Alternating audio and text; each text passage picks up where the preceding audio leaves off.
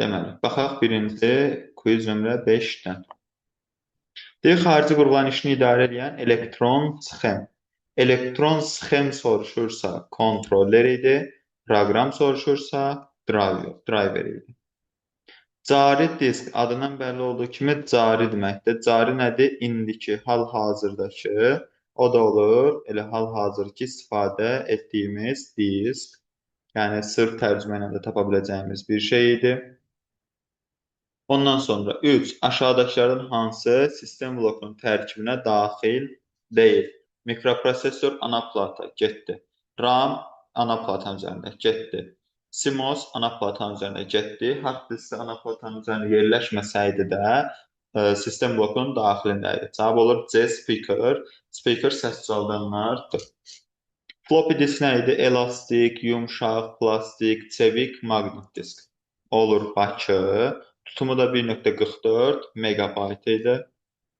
Deyir, mikroprosesorla komuterin digər qruplar arasındakı informasiya axımını təmin edən, informasiya mübadiləsini həyata keçirən naqillər toplusu şin idi.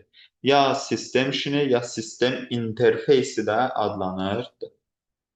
Xarici yaddaş qurğusu nə üçün istifadə olunur? Verilənləri uzun müddət yadda saxlamaq üçün oldu Bakı. Aşağıdakılardan hansı xarici yaddaş hesabı olunur? Bax, B variantına əməli yaddaş daxilidir, keş yaddaş daxilidir. C variantında əməli yaddaş daxilidir, daimi yaddaş daxilidir, keş yaddaş daxilidir. D variantına əməli yaddaş daxilidir, Y variantına keş yaddaş, daxili yaddaş qurğumuzda cavab qalır. Elə A variantı. Komuterlə ona birləşdirilmiş çap qurğusu arasında əgər tək LPT yazmısınızsa, bir növ düzdür, amma daha tam dolğun cavab lazımdır mənə. LPT və USB. ROM yaddaşdan informasiya heç vaxt silinmirdi. Çünki tarix, zaman, saat və s. onları yadda saxlayırdı. Uyğun gəlməyənə seçin. Bir dənə B, C, D variantına baxın. Hamısı nədir? Daxili yaddaş qurğusudur. Amma bir dənə A variantı xarici yaddaş qurğusu verirdi. F3 düyməsi, bir dənə hamısını təkrar eləyək. F1 düyməsi məlumat idi, yəni kömək pəncərəsini açırdı. F2 düyməsi rename idi, yəni ad dəyişdirirdi. F3 düyməsi search idi, yəni axtarışı təmin eləyirdi. F4 düyməsi altla bir yerdə istifadə eləsək, bu olur proqramı bağlamaq, amma özü təklikdə başqa bir proqrama daxil olmaqdır. Deyən görə kim gəldi?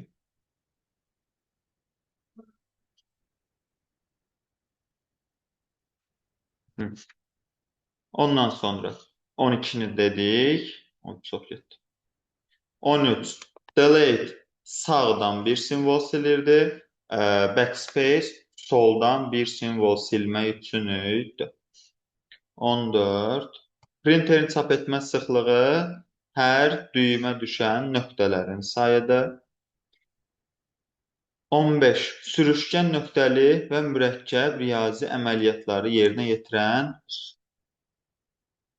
Bəli, kimsə əlin qaldır deyəsən. Aha. Bəli, skaner printerdə onun xalası oğlu olduğu kimi ikisinə də aid olur. Bəli, bəli. Elə bil ki, skaner harada varsa printer yanında var, mouse harada varsa yanında nə var idi? Klaviatura var idi.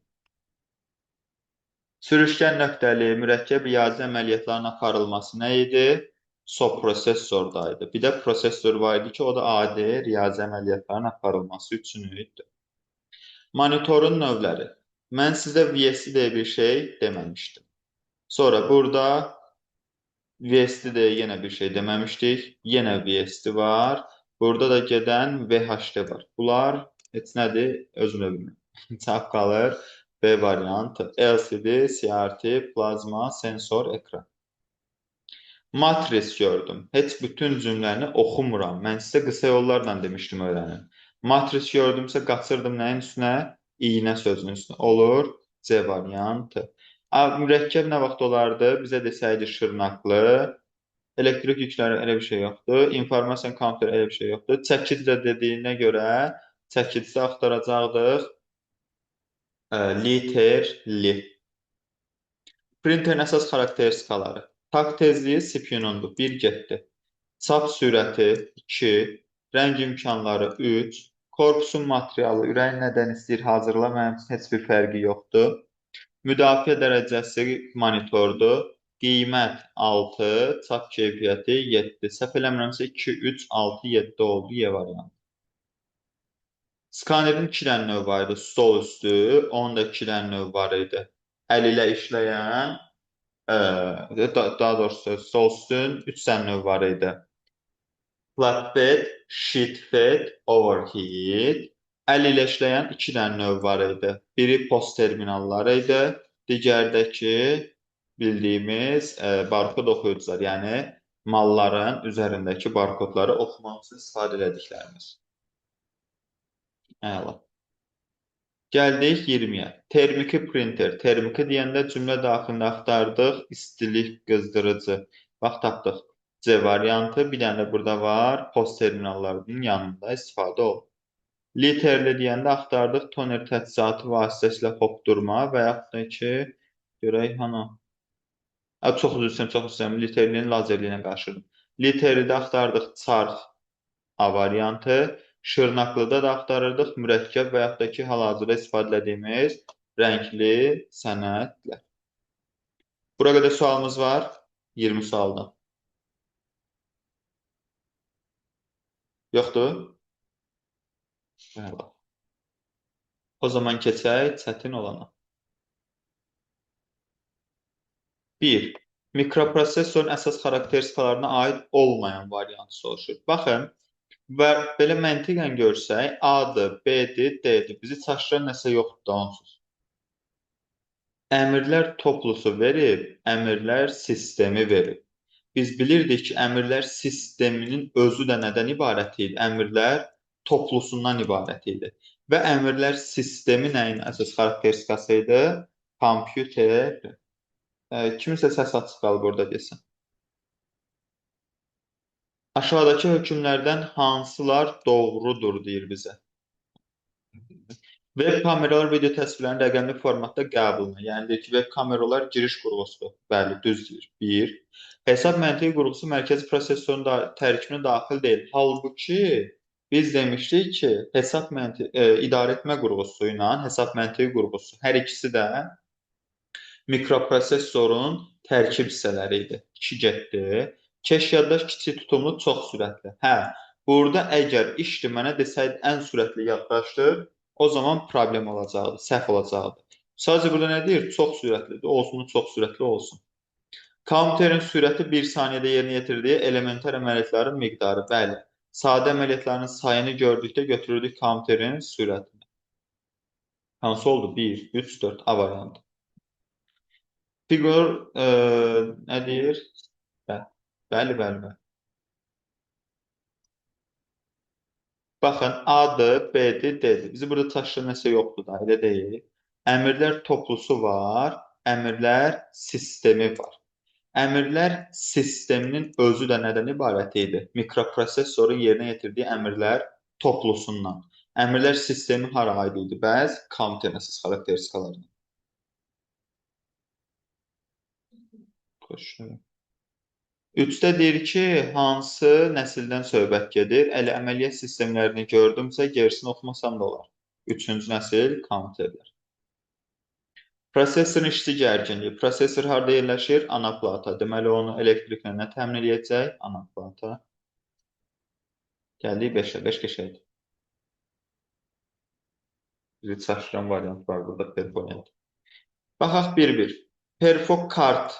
Kartlar ilk dəfə birinci nəsildə, keçən şəklini göstərmişdim sizə. Maqnit lenti ilk dəfə ikinci nəsildə idi. Bu, köhnə toy kasetlərində yazıldığı hissədir. Optik disklər 4-cü nəsildə yaranmışdı.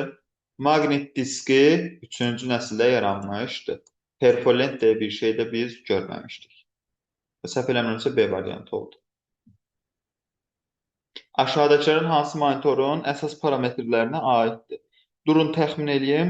Çox böyük ehtimal ki, bunu səhv yazanlar D yazmışdı, görüntü keyfiyyəti. Amma mən orada vurğulaya demişdim ki, görüntü keyfiyyəti deyə bir şey yoxdur. O görüntü keyfiyyəti hara aid idi? Matrisin tipinə aid idi. Matrisin tipinə görə də iki dənə növ var idi. Aktiv matrisli, passiv matrisli. Aktiv matrislidə görüntü keyfiyyəti yüksək olurdu. Passiv matrisdə görüntü keyfiyyəti aşağı olurdu. John von Neumann prinsiplərinə aid olmayan variantı seçin. Yenə burada da eyni söhbətlə gedə bilərik, birdəki ilə. A-da, C-də, Y-də. Məni çaşdırası nəsə yoxdur. Düz deyir. Qalıram B ilə D arasında. B-də deyir ki, verilənlərin təyin edilməsi proqram səviyyəsinə yox, aparat səviyyəsinə aparılır. Amma mən, halbuki demişdik, dördüncü əsas xarakteristikada verilənlərin təyin edilməsi aparat səviyyəsinə yox, proqram səviyyəsinə aparılmalıdır. Yəni, sənə hər hansısa bir task verilibsə, söhbət ondan gedir. O taskı sənə xüsusi proqramlar lazım olacaq. Misal üçün, mühasib işləyirdinsə, bircə proqramları, ya nə bilim, Excel proqramları və s. istifadə edəcəksiniz. Neumann arxitekturasına, burada cavab oldu Bakı. Neumann arxitekturasına aid olmayan qurğu hansıdır? Bir baxaq. İdarəetmə qurğusu mikroprosesorun daxilinədir. Mikroprosesorda mərkəzi hissə. Əməli yaddaş daxili yaddaş qurğularının içərisindədir. O da mərkəzi hissədə. Xarici yaddaş qurğuları periferiya hissəsi, giriş-çıxış qurğuları periferiya hissəsi. Keş yaddaş sonradan yaradılmış bir şey idi. 9. Bizdə burada minimal kafi vaxt soruşur. Elə minimal kafi vaxtı görən kimi qaçırıq hara yaddaşa müraciət vaxtına. Əsas xarakteristikası 3 dənə idi. Sıxlığı, həcmi, müraciət vaxtı. D ilə Y ümumiyyətcə boş qalmasın deyə verilmiş variantlardan. Ana plata üzərində yerləşməyən qurğu hansıdır? Sabit yaddaş ROM-dur. ROM ana plata üzərindədir. Cənub körpüsü chipsetdir. Chipsetlər ana plata üzərindədir. Takt impulsunun generatoru ana plata üzərində olan qurğuları enerji ilə təmin edirdi. Mikroprosesor, ana plata, qaldı streamer, xarici yaddaş qurğusu. Bir cümlə demişdik ki, heç bir xarici yaddaş qurğusu ana plata üzərində yerləşmir. Hansılar kompüter arxitekturasının hesablama məntiqi imkanlarına aid? Hesablama və məntiqi imkanlarına aid 3 dənə idi. Biri əmrlər sistemi idi. İkincisi verilənlərin formatları idi. Üçüncüsü işləmə sürəti idi. Hətta buradan girək hardware-in birinci hissəsinə, bir də təkrar görmüş olaq.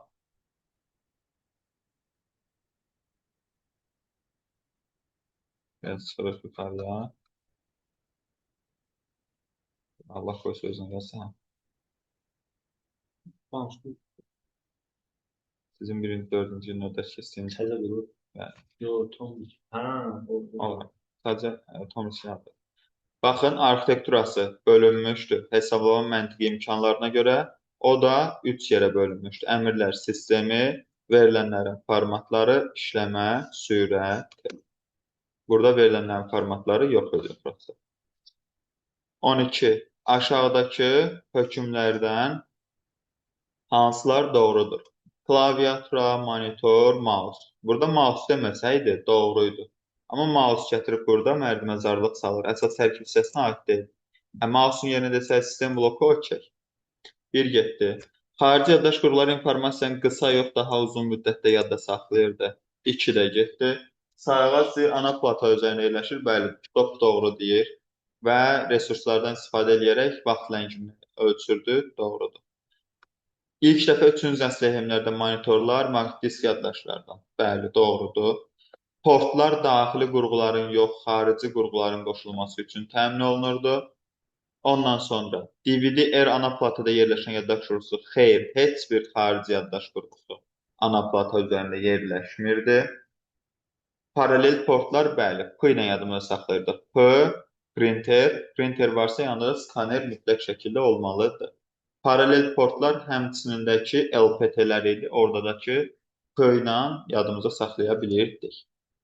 Çıxış qurğuları, mən səhv eləmirəmsə sizə vurğulamışdım ki, P ilə başlayan pen, mouse xaric hər şey çıxış qurğusudur. 1 ilə 6-nı götürdük nağdı, ehtimalımızı saldıq 50%. Bir də monitor bizə ekranda göstərmək üçün, yəni çıxarış verib ki, sənə göstərir də, elə deyil. Uyğunluğu müəyyən edin. Lazer printer deyəndə qaçırdıq toner təchizatı axtarmağa. Görək hardadır. Toner tapdıq. Ana o yeni gözümə qaçdı. Toner təchizatı görmüşdüm buralarda. Bu desene. CD. Görmürəm, gördüm. Toner təchizatı tapdıq. İkincisində matris deyir. Matrisdə iynəli axtarmalıydı. İynə tapdıq. B variantındadır. Şırnaqlıda da ki, mürəkkəbi püskürdürdü D variantında. Deməli, nə oldu? 1C, 2 Bakı, 3 Dadaş. 1C, 2 Bakı, 3 Dadaş. Elə oldu B variantı. Aşağıdakılardan hansılar doğrudur? Keş yaddaş əməli yaddaşla daimi yaddaş arasında yerləşir. Xeyr, əməli yaddaşla nə arasında yerləşirdi? CPU arasında yerləşir. Hə, belə versəydi doğruydu, amma belə verməyib deyə yanlışdır. Ana platada RAM-ROM hesab məntiqi qurğuları yerləşir. Okey, doğrudur. Ana plata üzərindəki yuvalar, slotlar adlanır. Bəli, doğrudur. Floppy disk optik disklər üzərində yığılmışdır. Tam əksi olar da, yəqin ki, floppy disklər optik disklərdən daha tez yaranmışdır ki, sıralama ilə keçəndə də görmüşdük onları. Şırnaq tipli printer mürəkkəbi çəkiclə yox, çəkiclə olan literli idi. 5 də səhvdir. Cavab qaldı 2, 3, Y variantı. Sualımız var. Sualımız yoxdur. Yoxdursa nə gözəl. Yoxdursa başlayaq yeni dərsimizə, software. Gələn dəfə hardware-in hər ikisini təkrarlayırsınız. Bir dənə də daha böyük quiz işləyəcək.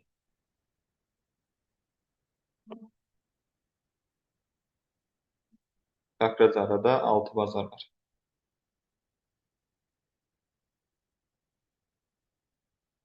Başlayaq software, proqram təminatı. Kompüterin daxilində yerləşən bütün proqramlar adlanır nə? Software. Software 3 hissədən ibarətdir. Birincisi sistem proqramları. Yəni kompüter üçün lazım olan proqramlardan söhbət gedir. Kompüter üçün lazım olan dediklərimiz də misal üçün antivirusdur, nə bilim əməliyyat sistemləridir və s. İkincisi gəlir tətbiqi proqramlar. Tətbiqi proqramlar da sənə mənə lazım olan proqramlardan söhbət gedir. Yəni, misal üçün Word-dür, Excel-dir, PowerPoint-dir, Access-dir və s. Üçüncüsü də gəlir həmin proqramları yaratmaq üçün istifadə edədiyimiz proqramlar, yəni instrumental proqramlardan söhbət gedir. Davam edirik. İndi biz baxaq görək ikinci dərsimizdə, yəni software dərsində nələri öyrənəcəyik, nələrdən söhbət gedəcək. Bu səhifəni görüb qəti şəkildə qorxmursunuz. Bu səhifə sadəcə olaraq previewdur, ön baxışdır. Birincisi 3 yerə böldük. Sistem proqramları, instrumental proqramlar, tətbiqi proqramlar. Sistem proqramları 2 yerə bölünür. Birincisi baza proqram təminatı, servis proqram təminatı. Baza proqram təminatı öz daxilində 3 yerə bölünəcək. Birincisi əməliyyat sistemləri, ikincisi əməliyyat örtükləri, üçüncüsü şəbəkə əməliyyat sistemləri. Servis proqramları da 3 yerə bölünür. Biri kompüterin iş qabiliyyətinin diaqnostikası, yəni test proqramları. İkincisi antivirus proqramları, üçüncüsü utilitlər keçəcək. Tətbiqi proqram təminatda bircə yerə bölünür, o da tətbiqi proqram paketi. Amma o öz daxilində 4 yerə bölünür. Hansılardır? Ümumi təyinatlı, üsul yönlü və nəhayət problem yönlü ilə qlobal kompüter şəbəkələri. İnstrumental proqram təminatı təbii ki, onlardan geri qalmayacaq. 3 yerə bölünür. Proqramlaşdırma dilləri və sistemləri, proqramlaşdırmanın inteqrallaşmış mühiti, proqram kompleksləri. İndi başlayaq, bugün keçək, sırf bax bu sistem proqram təminatını. 1, ya da 3, 6-cıdan hissəsini keçək. Qalanın gələnlər keçərik. Başlayaq baza proqram təminatı ilə. Kompüter sisteminin işini təmin edən proqram vasitələridir. Əməliyyat sistemləri ilə başlayırdıq. Əməliyyat sistemi nədir bəs? Kompüter proqramları ilə bizim aramızda əlaqə yaradan bir interfeys roludur. Bir istifadəçi interfeysidir. Hansılar var? MS-DOS, Ubuntu, Windows, ondan sonra e, QNX, Linux, NetWare, Red Hat, ilk yaradılmış əməliyyat sistemi olan Unix 3-cü nəsil kompüterlərdə yaranmışdı, keçmişdə keçmişdik. Sonra gəlir Solaris, macOS, Macintosh, iOS və Androidlər.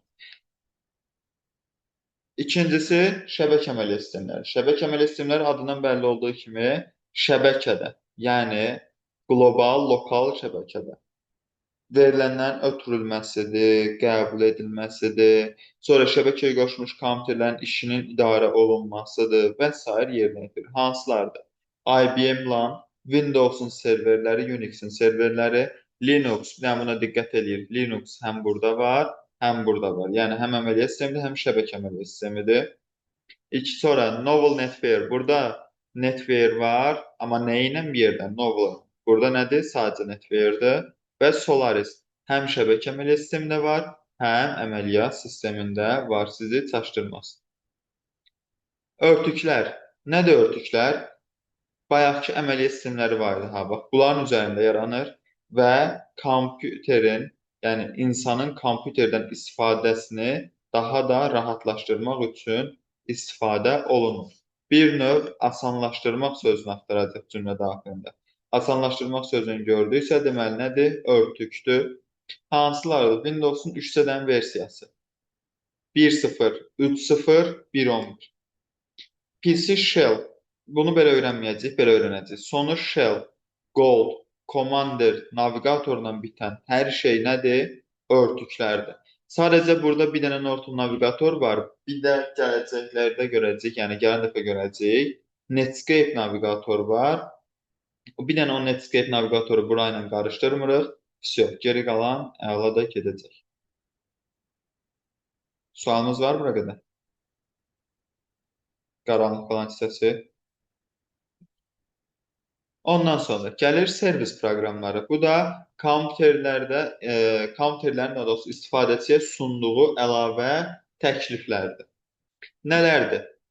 İstifadəçi interfeysinin təkmilləşdirilməsi, yəni bir növ desək, göz zövqünün daha da yaxşılaşdırılması, verilənlərin mühafizəsi, yəni parolların istifadəsi, verilənlərin bərpası, yəni geri qaytarılması, ondan sonra xarici yaddaşla əməli yaddaş arasında informasiya mübadiləsinin sürətləndirilməsi, arxivləşdirmə, arxiv açma proqramları və nəhayət sonuncu kompüter virusları ilə mübarizə.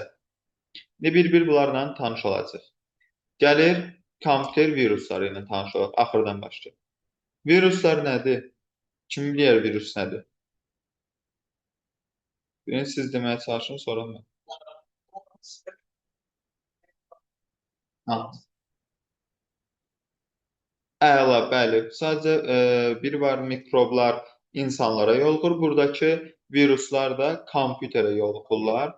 Bəli. Misal üçün, nə bilim, kompüterin işini dayandırır, ya yersiz yerə ekrana reklamlar gəlir və s. İndi başlayaq bunlar haqqında öyrənməyə. 4 dənə yerə bölünür. Birincisi yaşayış mühitinə görədir. O da 4 yerə bölünür. Fayl, yükləmə, fayl yükləmə, şəbəkə. İkincisi də yaşayış mühitini yoluxdurma üsullarına görə 2 dənədir. Resident, qeyri-resident. Üçüncüsü destruktiv imkanlarına görədir. Ziyansız, təhlükəsiz, təhlükəli, çox təhlükəli. Və nəhayət sonuncusu alqoritmin xüsusiyyətlərinə görə. Hansılardır? Makroviruslar, polimorflar, kompanyonlar, çoxulcanlar, tələbələr, troyanlar, parazitlər, nəhayət sonuncusu stealth virusları. İndi başlayaq bunlar haqqında biraz öyrənək. Görək bunlar nədir, nə deyil, funksiyaları nələrdir. Birincisi başlayaq elə yaşayış mühitinə görə.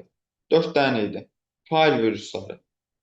Fayl virusları adından bəllidir, fayllara yoluxur. Hansı fayllardır? İcra olunan fayllar və əmr faylları. .exe.com, .bat uzantılı olan fayllardır. Yükləmə virusları. nəyə qoşulacaq? Daha doğrusu nəyə yüklənəcək? Disklərə. Fayl yükləmə virusları hibriddir. Elə bil ki, həm fayldır, həm yükləmə viruslarıdır. Şəbəkə virusları yenə adından bəllidir. Kompüter şəbəkələrinə qoşularaq şəbəkənin işini pozmaq üçün istifadə olunan proqramlardır. Davam eləyirik, gəlir yaşayış mühitini yoluxdurma üsuluna görə. İki dənədir, rezident, qeyri-rezident. Fərqləri nələrdir? Hər ikisi RAM-da yerləşir. RAM nə idi? Əməli yaddaşda yerləşir. Amma fərqləri ondadır ki, rezident RAM-dan silinmir, amma qeyri-rezident RAM-dan silinir. Qısa konkret, silinir, silinmir sözünü axtarır. Silinmir rezident, silinir qeyri-rezident. Destruktiv imkanlarına görə təhlükəsiz viruslarla ziyansız viruslar demək olar ki, eyni şeylərdir. Təhlükəsiz viruslar faylları korlamırlar. Sadəcə olaraq müəyyən bir suallardır, animasiyalardır, rənglərdir və s. Rənglər deməyək də, yazılar deyək, ekrana gətirirlər. Prosta insanı yorurlar. Təhlükəli viruslar müxtəlif əngəllər törədir, amma çox təhlükəli viruslar ya informasiyanı silirlər, ya kompüterimizi məhv eləyirlər, fiziki şəkildə yox da, təbii ki də proqramı səviyyədən məhv eləyirlər.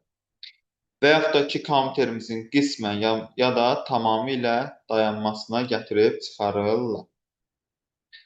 Çox da ondan sonra gəlir alqoritmik funksiyalarına görə. Başlayırıq elə tələbələrdən. Tələbələr bu tələbələrdir ki, özləri proqramlar yaratmışdı. Spamdır, I love you-dur, surfdir. Bunlar sadəcə ekranda, məsələn, I love you yazırdı.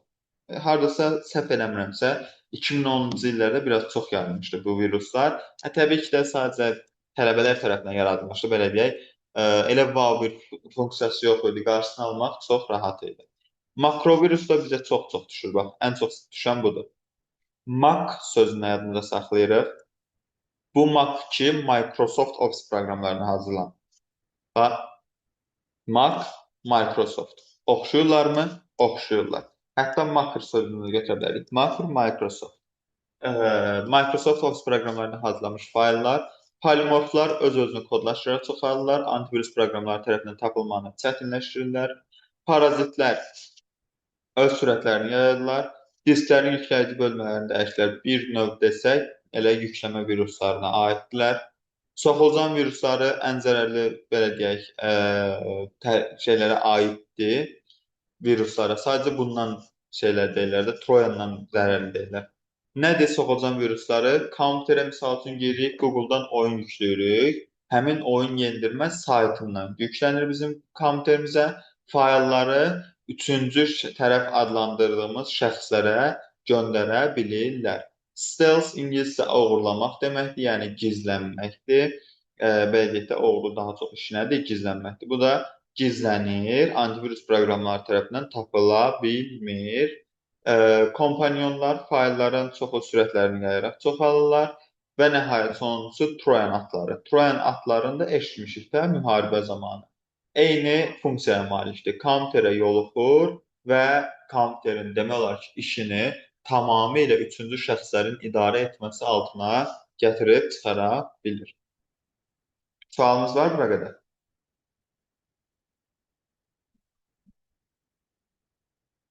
Yoxsa devam. Antivirusdur. Bəli, funksiyalarını biraz əzbərləməliyik. Sadəcə yenə deyim, qısa yollarını öyrənə bilərik. Misal üçün, makro sözündən götürdük Microsoft.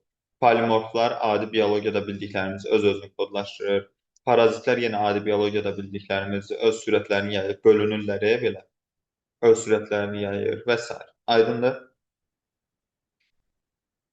Gəlir antiviruslar. Yəni, təbii ki də virus varsa, onun qarşısını almaq üçün bir proqramlar da olmalıdır. Təbii ki də. Antiviruslar çox asandır. Filtr, keşikçi, mühafizəçi. Mühafizəçi nə edir? Misal üçün, nəzarət edir ki, mağazada nəsə oğurluq olmasın. Nəzarət sözünü axtaracaq. Filtr, keşikçi, mühafizəçi sözünü gördük, qaçırıq nəzarət sözü. Proqram həkim. Həkim nə edir? Bizdəki virusları zərərsizləşdirir. Tapdıq. Həkim gördüksə, hara gedirik? Zərərsizləşdirməyə. Problemi hardadır? Bunların adlarını əzbərləmək lazımdır sadəcə. Üçüncüsü, müfəttiş revizor. Müfəttiş nə edir? Asayişi qoruyur da, yəni belə deyək, müqayisə edir görək hardasa yenilik varmı, ya yeni şəxs gəldimi, gəlmədimi, nəsə də yenilikləri müqayisə eləyir. Qısa konkret isə müqayisə, müfəttiş, revizor. Vaksinlər, immunizatorlar ən asanıdır. Vaksinlər deyəndə vaksinləşdirmə tapacaq. Detektorlardakı detektivlər nə eləyir? Axtarış və yaxud da detektorun özünü də bilirik də. Bu dəniz qıraqlarında falan şey eləyirlər, qızıl axtarırlar. Olardı. Aydındır. Sualınız var? Əla. Yoxsa o zaman gəlir utilitlər. Utility deyəndə cümlə daxilində köməkçi sözünü axtaracaq. Nədir funksiyaları? Maqnit disk sahəsinin keyfiyyətinin yoxlanması, diskin sıxılması, informasiya mühafizəsi, qovluqdakı nasazlıqların qarşısının alınması, arxivlərin yaradılması, yeniləndirilməsi, müxtəlif rejimlərdə, formatlarda olan mətnlərin çapı, şəbəkəyə xidmət. İndi bunların proqramları var. Bu proqramları öyrənirik. Hansı proqramlardır? Birincisi, disk defragmenter. Defragmenter deyəndə cümlə daxilində bir söz axtarırıq. O da optimal sözü. Dağınıq yerləşmiş faylları hamısını yığır bir yerə və tutumu artırmağa kömək eləyir. İkincisi, cleanup. Cleanup nə deməkdir? Təmizləməkdir. İstifadəsiz, lazımsız fayllardan təmizləyir. Üçüncüsü, backup. Backup nədir? Üzünü köçürür. Yəni, nüsxəsini alır ki, ehtiyatda saxlayır da, belə deyək. Misal, əsası silinsə, getsin, bu nüsxədən istifadə eləyə bilsin. Recover, silinmiş faylları geri gətirir. Yəni, misal üçün, atdığı səbətə, səbətdən geri qaytarmaq mümkündürmü? Təbii ki də. Information, sistem haqqında olan bütün məlumatların əldə edilməsidir. Gəlir ondan sonra resource monitor, monitorun və yaxud da ki, hər hansısa xüsusi qurğuların, prosesor olsun, hər hansısa over olsun, yüklənmə dərəcələrini, səviyyəsini ölçür. ScanDisk axtarışdır. Yaddaş qurğularındakı səhvləri aşkar etmək üçündür. Ondan sonra File Manager-də fayl və qovluqlardan işdir. Bu qısa yol Windows 7, bunun Windows dərsində daha ətraflı şəkildə keçəcəyik. Bax, bu hissədir. Ondan sonra Restore-dur. Restore nə deməkdir? Başa qaytarmaq deməkdir. Yəni, sıfırlamaq deməkdir. Bu da eyni. Bəli, bərpa etməkdir. Seçilmiş yerə bərpa eləyir. Hər hansı bir yerdə səhv alandan sonra. Ondan sonra Task Scheduler bildiyimiz budilnikin kompüter üçün olan, proqramlar üçün olan versiyasıdır. Budilnik nə eləyir? Qoşduğumuz vaxtda bizi oyadır və yaxud da ki, bizi nə bilim, yəni də oyadır desə daha mənalıdır. Bu da eyni şeydir. Task Scheduler tapşırıq planlaşdırıcısı da gedir. İstədiyimiz zamanda, yəni bizim əvvəlcədən təyin etdiyimiz vaxtda hər hansısa bir proqramı avtomatik olaraq yerinə yetirir, icra eləyir. Ondan sonra gəlir drive space. Space sıxmaq deməkdir, daha doğrusu boşluq deməkdir, drive da sıxır onu. Həmin boşluqları sıxaraq onlardakı, belə deyək, informasiya tutumunu artırmaq üçündür. Driverlardakı keçən dərs keçmişdik. Nə idi driver? Əməliyyat sistemi ilə periferiya hissəsindəki olan əlaqələri yaradan proqramlardır. Yəni, loro dildə desək, yeni olan qurğunu, kompüterin tanıması üçün istifadə etdiyimiz hissəsidir.